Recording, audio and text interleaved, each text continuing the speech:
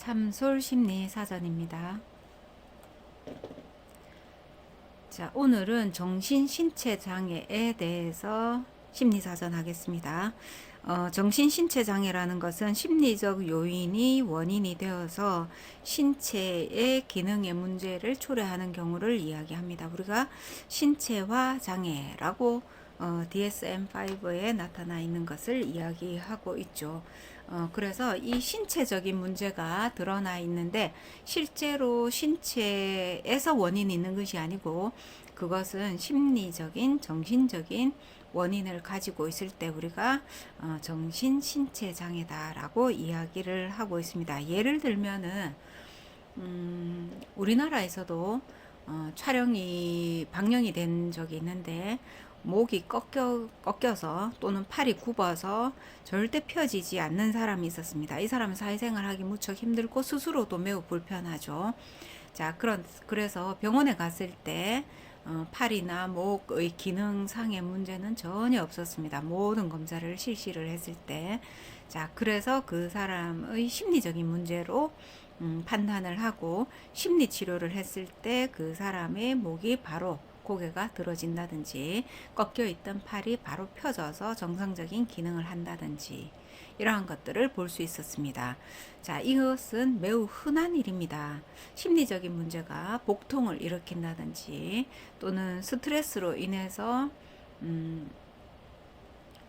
허리가 아프다든지 두통이 온다든지 이런 것들이 이제 유발이 되는 것이죠.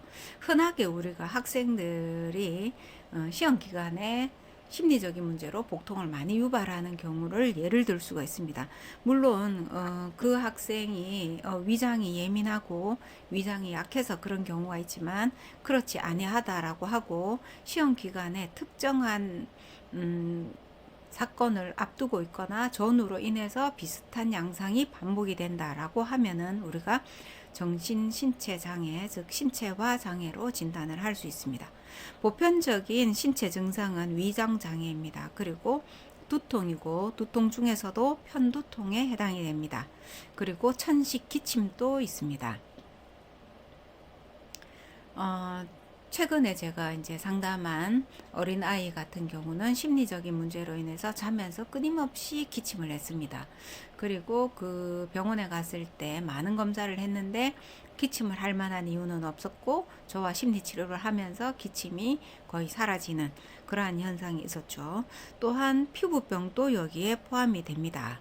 가렵다든지 긁는다든지 또는 뭐가 기어다닌 것 같다든지 이러한 증상을 호소하기도 하는 것이죠. 자, 이러한 신체화 장애는 약물 치료와 심리 치료가 반드시 병행이 되어야 됩니다.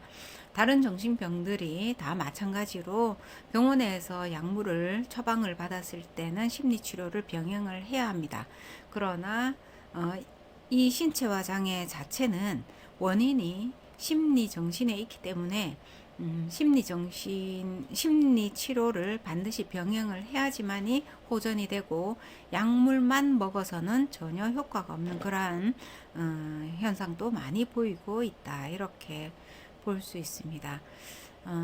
또한 제 임상 경험에서 보면 어떤 그 소통의 부재, 갈등, 어떤 사람과의 갈등 때문에 자기 자신이 이제 그 식사를 제대로 할 수 없는 위장 장애를 가지게 되고 신체가 살이 계속 빠지고 체중이 줄어들고 신체적으로 왜소해지는 그러한 모습을 보이고 있는 경우도 있었습니다.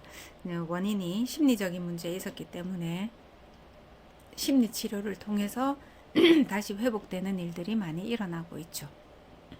자, 우리는 그래서 신체적인 문제를 단순하게 과거처럼 병원에서 약을 처방받고 해결된다라고 하는 것과 다르게 심리 정신적인 문제가 있다 하면은 심리 치료를 받는 것이 적합하다라고 이야기할 수 있습니다.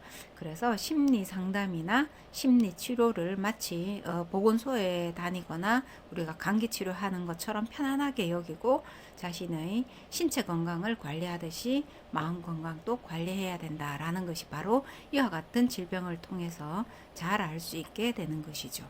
자, 오늘은 125번째 사이코소매틱 디스오더에 대한 이야기였습니다.